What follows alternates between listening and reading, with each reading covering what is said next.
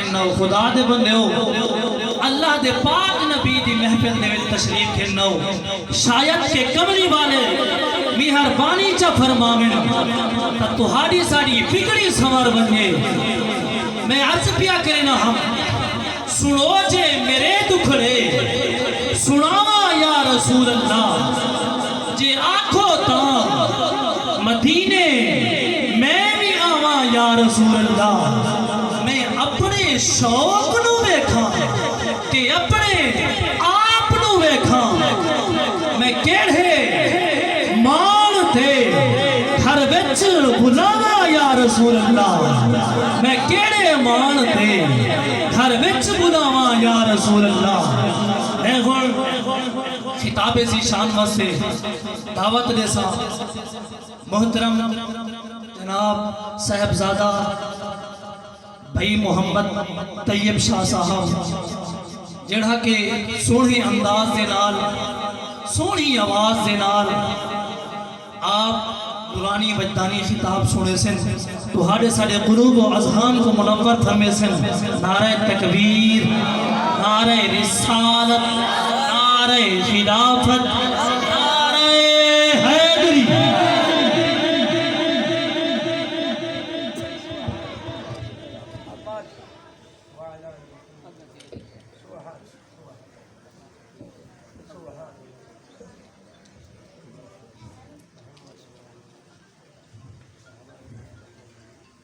نحمده ونصلي ونسلم على رسوله الكريم أما بعد فأعوذ بالله من الشيطان الرجيم بسم الله الرحمن الرحيم قل هل يستوي الذين يعلمون والذين لا يعلمون صدق الله العظيم قال النبي صلى الله عليه وآله وسلم العلماء ورثة الأنبياء صدق رسوله النبي الكريم الأمين ونحن على ذلك لمن الشاهدين والشاكرين قال الله تبارك وتعالى في مقام آخر في شأن حبيبه مخبرا وآمرا إن الله وملائكته يصلون على النبي يا أيها الذين آمنوا صلوا عليه وسلموا تسليما تمام احباب بآواز بلند پڑھیے الصلاة والسلام علیکہ یا سیدی یا رسول اللہ الصلاة والسلام علیکہ یا سیدی یا حبیب اللہ الصلاة والسلام علیکہ یا سیدی یا نبی اللہ وعلى آلك وأصحابك يا سيدي يا نور الله نثار تیری چہل پہل پر ہزاروں عیدیں ربیع الاول نثار تیری چہل پہل پر ہزاروں عیدیں ربیع الاول سوائے ابلیس کے جہاں میں سبھی تو خوشیاں منا رہے ہیں اور محبوب کی محفل کو محبوب سجاتے ہیں محبوب کی محفل کو محبوب سجاتے ہیں آتے ہیں وہی جن کو سرکار بلاتے ہیں اور وہ لوگ خدا شاہد قسمت کے سکندر ہیں جو سرور عالم کا میلاد مناتے ہیں جو سرور عالم کا میلاد مناتے ہیں اللہ تبارک و تعالیٰ کی حمد و ثنا کے بعد میرے واجب الاحترام دوستوں بزرگوں طلباء کرام اللہ تبارک و تعالیٰ کا لاکھ لاکھ شکر ہے کہ اس نے ہمیں ایک بار پھر مل بیٹھ کر مصطفیٰ صلی اللہ علیہ وآلہ وسلم کی یاد میں میلاد منانے کی توفیق عطا فرمائی۔ دعا ہے کہ اللہ تبارک و تعالی یہ چمن آباد رکھے، یہ مدرسہ قائم و دائم رکھے۔ زیادہ دیر حائل نہیں ہوں گا میں، بس چند باتیں آپ کی ہوش گزار کروں گا۔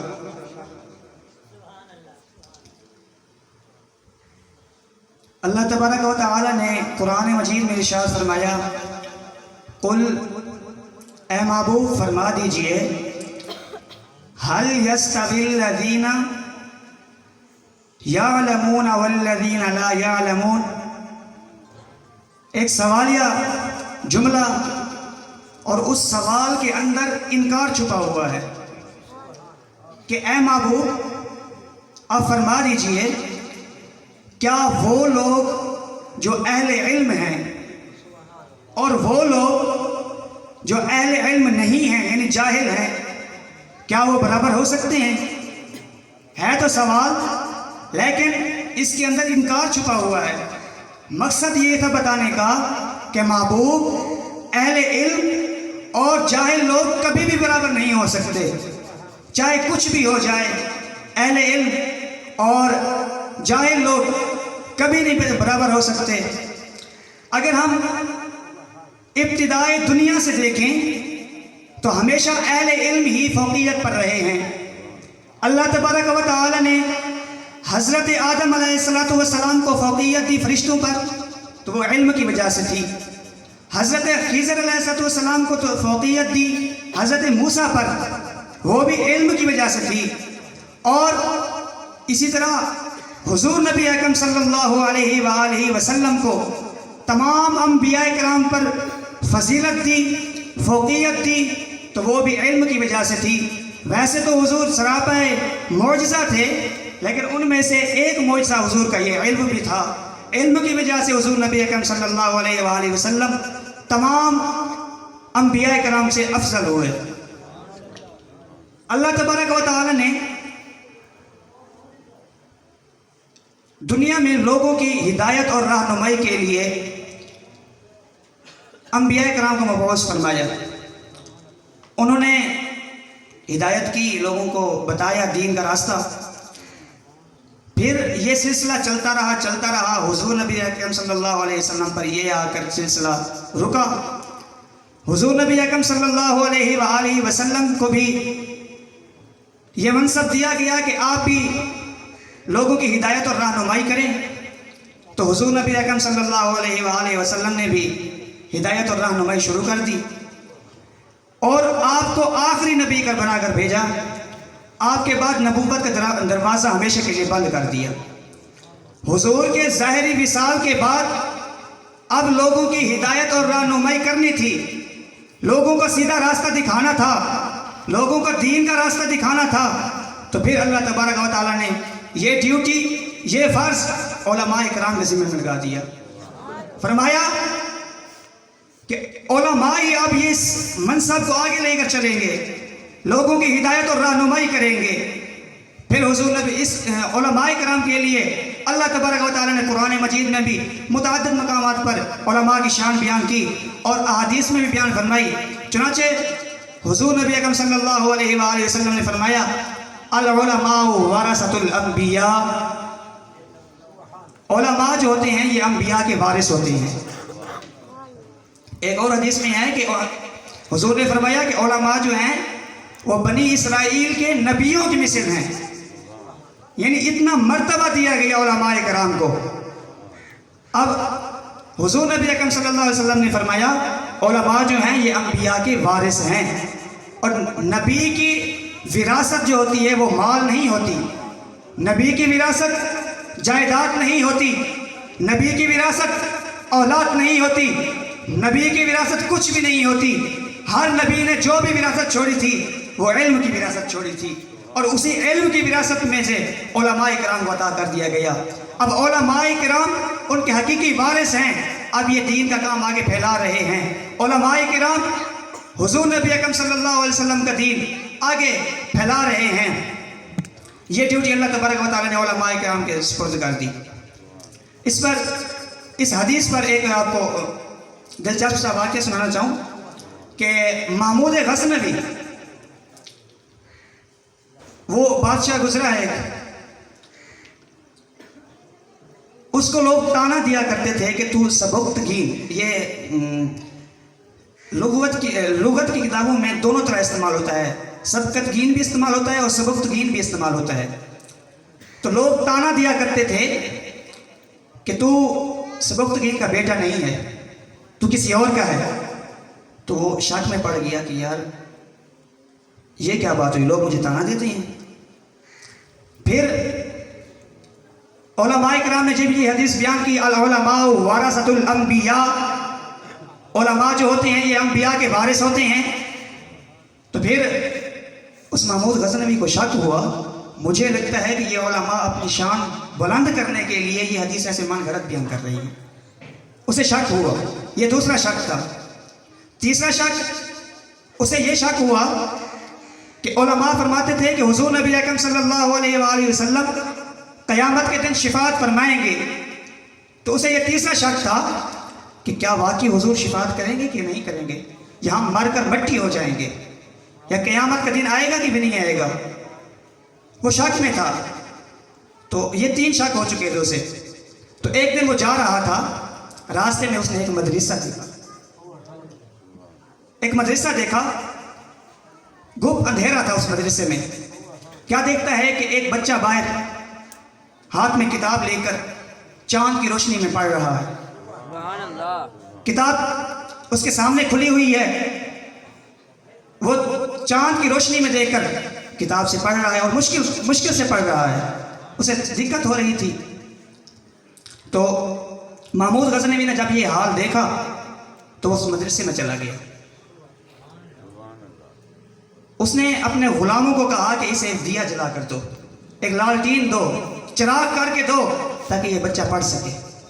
اب دیکھیں کہ طلباء کرام کی خدمت کرنے کا کتنا بڑا اجر ہے۔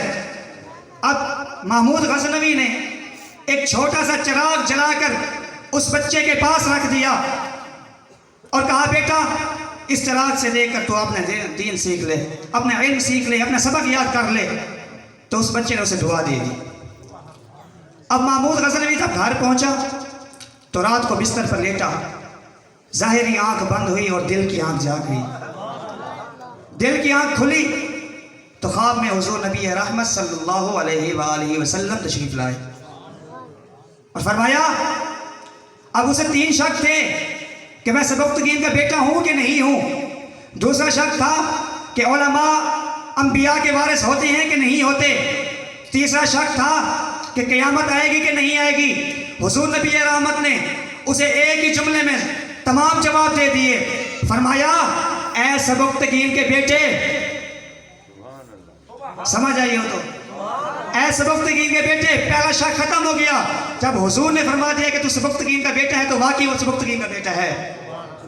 فرمایا اے سبکتگین کے بیٹے، دوسرا شک، فرمایا اے سبکتگین کے بیٹے، تو نے میرے وارث کی خدمت کی ہے، تو نے چراغ جلا کر دیا تھا اس طالب علم کو، تو نے میرے وارث کی خدمت کی ہے۔ اب یہ دوسرا شک ختم ہو گیا کہ علماء انبیاء کے وارث ہوتے ہیں۔ فرمایا اے سبکتگین کے بیٹے، تو نے میرے وارث کی خدمت کی ہے، کل بروز قیامت میں تیری خود شفاعت کروں گا۔ اب ایک ہی جملے میں تینوں جواب دے دیے۔ فرمایا اے سبکتگین کے بیٹے، تو نے میرے وارث کی خدمت کی ہے، کل قیامت کے دن بروز قیامت میں تیری خود شفاعت کروں گا۔ اب دیکھیں کہ طالب علم کے ساتھ شفقت اور مہربانی کرنے سے کیا کچھ نہیں ملتا۔ فرماتے ہیں کہ محمود غزنوی کو ایسے ہی حضور کا دیدار نہیں ہوا کرتا تھا۔ پہلے کئی دن وہ کوشش کرتا رہا کہ حضور میرے خواب میں آ جائیں، در در بھٹکتا رہا، حضور نہیں ہے تشریف لائے۔ اس کا مین جو اس کا کام تھا محمود غزنوی کا، اس نے کیا کیا تھا، اس نے اپنے دور حکومت میں مدارس قائم کیے، ان مدرسوں میں علماء کرام کو بٹھایا اور ان علماء کرام کو وظیفہ مقرر کیا اور طلباء کرام کے لیے بھی وظیفہ مقرر کیا۔ محمود غزنوی نے جب دین کی یہ خدمت شروع کی تو رات کو حضور نبی اکرم صلی اللہ علیہ وسلم کا دیدار نصیب ہوا۔ فرمایا محمود غزنوی، تو نے میرے وارثوں کی خدمت کی، آج آ ایک بڑا کام تیرے سپرد کرتا ہوں، میں ایک بہت بڑا کام تیرے سپرد کرتا ہوں۔ یا رسول اللہ، وہ کیا کام ہے؟ فرمایا کہ مدینہ شریف میں دو گستاخ مجھے تکلیف دے رہے ہیں، آ کر ان کا سر قلم کر دے۔ اب ایسے ہی حضور کسی سے کام نہیں لیتے، جب چن لیتے ہیں تو پھر ان کے وارے نیارے ہو جاتے ہیں۔ آخر کی طرف بات لے کر آؤں گا۔ حضور نبی اکرم صلی اللہ علیہ وآلہ وسلم نے ارشاد فرمایا ایک اور حدیث میں، मन युरिदिल्लाहु बिही खैरन युफक्किहुहु फिद्दीन। फरमाया कि अल्लाह तबारक व तआला जिससे भलाई का इरादा करता है ना, उसे दीन की समझ बूझता करता है। आलिम ऐसे नहीं बनते, दीन ऐसे नहीं पढ़ाया जाता, उलमा ऐसे नहीं बनते। हम और तुम सिर्फ मौलवी कहकर भाग जाते हैं, उलमा पर बैठकर 100 एतराज़ करते हैं। आलिम ऐसे नहीं बनते। जिसके साथ भलाई का इरादा रब फरमाता है, जिसको रब चुनता है, वही दीन का खादिम बनता है। ऐसे हर शख्स के नसीब में नहीं है दीन की खिदमत करना। फरमाया अल्लाह तबारक व तआला जिससे भलाई का इरादा फरमाता है, उसे दीन की समझ बूझता फरमाता है। इमाम मोहम्मद अलैहिर्रहमा जब आपका विसाल हो गया तो ख्वाब में इस्माइल बिन रजा रदी अल्लाह तआला अन्हु एताबी थे। आपने उनको ख्वाब में देखा, पूछा कि अल्लाह तबारक व तआला ने आपके साथ क्या मुआमला किया है? ऐ मोहम्मद बताओ तो सही, अल्लाह ने आपके साथ क्या मुआमला किया है? फरमाया कि अल्लाह तबारक व तआला ने मुझे बख्श दिया। पूछा क्यों बख्श दिया? तो कहने लगे अल्लाह तबारक व तआला ने मुझे फरमाया कि अगर मैं तुझे अजाब देना चाहता तो तुझे इल्म दीन ना देता, यानी तुझे इल्म दीन देकर मैंने आखिरत के अजाब से बचा लिया है। यानी उलमाए कराम को अल्लाह तबारक व तआला की तरफ से ये चीज़ सब कुछ मिलता है। हुजूर मुहद्दिस देहलवी अलैहिर्रहमा अब्दुल हक मुहद्दिस देहलवी अब मदीना शरीफ में बैठकर दीन की तबलीग किया करते थे, हदीस पढ़ाया करते थे। तो एक मरतबा हुजूर नबी अकरम सल्लल्लाहु अलैहि वसल्लम ख्वाब में तशरीफ़ लाए और फरमाया कि मुहद्दिस देहलवी तू अब्दुर्रहमान तू चला जा उधर, अब्दुल हक तू हिंद में चला जा, वहाँ पर जाकर दीन की तबलीग कर। अर्ज़ की या रसूल अल्लाह, यहाँ मदीने में बैठकर आपकी हदीस पढ़ाता हूँ, और जब भी दिल तड़पता है तो मदीने को देख लेता हूँ, जब भी दिल तड़पता है तो रोज़े को देख लेता हूँ। या रसूल अल्लाह, अगर हिंद में चला गया तो वहाँ पर मेरा कौन होगा? हुजूर ने फरमाया, ये उलमा कराम पर हुजूर की ये खुसूसी शफ़क़त देखिए। फरमाया अब्दुल हक तू यहाँ पर बैठकर हदीस पढ़ाकर मेरे मदीने की, मेरे रोज़े की ज़ियारत करता है, तू हिंद में जा, हर रात तुझे मैं अपनी ज़ियारत कराया करूँगा, हर रात तुझे मैं अपनी ज़ियारत कराया करूँगा। उलमाए कराम को कुछ मिलता है तो हुजूर की तरफ से, ये ऐसे चटाई पर बैठ कर दीन नहीं पढ़ाते, ऐसे हदीस नहीं पढ़ाते। ये हुजूर नबी अकरम सल्लल्लाहु अलैहि वसल्लम की खुसूसी शफ़क़त होती है कि तख्ते सिकंदरी पर वो थूकते नहीं हैं, बिस्तर लगा हुआ हो जिनका आका तेरी गली में। हुजूर की गली में जिसका बिस्तर लगा हुआ हो, वो तख्ते सिकंदरी को देखते भी नहीं है, उन पर थूकते भी नहीं हैं, उन्हें अपने पाँव की ठोकर से दूर कर देते हैं। आखिरी बात करके इजाज़त चाहूँगा कि अल्लामा तफ्ताज़ानी अलैहिर्रहमा एक बहुत बड़े आलिम गुजरे हैं। आपको ये कुर्ब मिला कि आप बादशाह के करीब बैठा करते थे, तो बादशाह का ये अंदाज था, उसका ये कानून था कि दरबार में जितने लोग बैठे हुए हों ना, जब तक बादशाह की इजाज़त नहीं होगी उस वक्त तक कोई शख्स दरबार से बाहर नहीं जा सकता। मेरी बातों पर गौर करना। महमूद गज़नवी अल्लामा तफ्ताज़ानी अलैहिर्रहमा आप बादशाह के पास बैठा करते थे, तो बादशाह का कानून था कि कोई शख्स उसकी इजाज़त के बगैर बाहर नहीं जाएगा। तो एक दिन बैठे हुए थे, दरबार लगा हुआ था, ज़लज़ला आ गया, ज़लज़ले के झटके महसूस हुए, ज़लज़ला हुआ, तो अब सब लोग वहाँ पर बैठे हुए हैं कि बादशाह कहेगा तो हम बाहर जाएंगे ना। जो ताबे होते हैं ना, वो कहते हैं कि ये कहेंगे तो हम बाहर जाएंगे, ऐसे कैसे जाएं बाहर, ये बादशाह नाराज़ हो जाएगा। लोगों को नाराज़ होने के डर से इंसान की खिदमत करते रहते हैं। वो बैठे हुए रहे, उन्होंने कहा कि बादशाह नाराज़ हो जाएगा। महमूद गज़नवी अल्लामा तफ्ताज़ानी अलैहिर्रहमा अचानक से खड़े हुए। आपने देखा पूरा मजमा बैठा हुआ है, दरबार लगा हुआ है, सब बैठे हुए हैं। अल्लामा तफ्ताज़ानी अलैहिर्रहमा खड़े हुए और दरबार से बाहर चले गए। जब ज़लज़ला ख़त्म हुआ तो आप अंदर तशरीफ़ ले आए, तो बादशाह बड़ा गुस्से में बैठा हुआ था। उसने कहा, हे मौलवी तू कहाँ गया था? मैंने कहा था ना मेरा कानून है, बगैर पूछे कोई बाहर नहीं जाएगा, तू कहाँ गया था? तो और उलमा थे, उन्होंने कहा बादशाह खामोश रहे। वहाँ पर अल्लामा तफ्ताज़ानी अलैहिर्रहमा उस बादशाह के दरबार में खड़े होकर गरजे थे। फरमाया बादशाह اگر زلزلہ آ جاتا تیرے سب وزیر مشیر سب مر جاتے، تو بھی مر جاتا، تو شام کو تیری جگہ پر تیرا بیٹا بیٹھ جاتا، شام کو تیری جگہ پر تیرا بھائی بیٹھ جاتا، تیرا کوئی رشتہ دار بیٹھ جاتا، یا تیری سلطنت میں سے کوئی اور شخص بیٹھ جاتا، اسے یہ سیٹ مل جاتی۔ یہ بادشاہت کبھی ختم نہ ہوتی، یہ تو مستقل چلتی رہتی ہے، کبھی تو یہ چلتی رہے گی، کبھی ختم نہیں ہوگی۔ اگر اسی زلزلے کے ملبے تلے آ کر تفتہ زانی مر جاتا تو ایک اور تفتہ زانی پیدا ہونے کے لیے 30 سال لگ جاتے، 40 سال لگ جاتے۔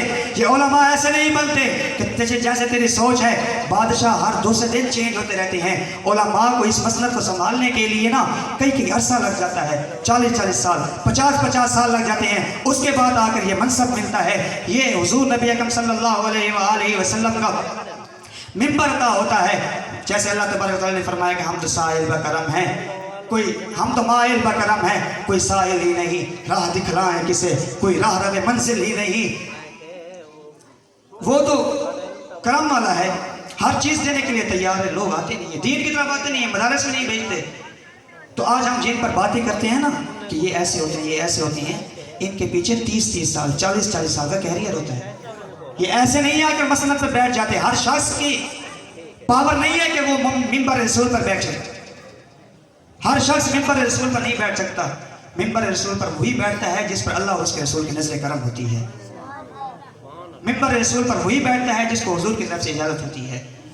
تو لہٰذا ہمیں چاہیے کہ ہم اپنے علماء کرام کی قدر و قدر کریں، ان کی عزت کریں، طلباء کرام کی خدمت کریں۔ ہم دین میں جتنا چاہیں آگے بڑھ کر دین کا خیال کریں۔ دعا ہے کہ اللہ تبارک و تعالیٰ میں چند معروضات اپنی بارگاہ میں قبول عطا فرمائے۔ فقیرانہ آئے صدا کر چلے، میاں خوش رہو تم ہم دعا کر جائے، وما علینا الا البلاغ المبین۔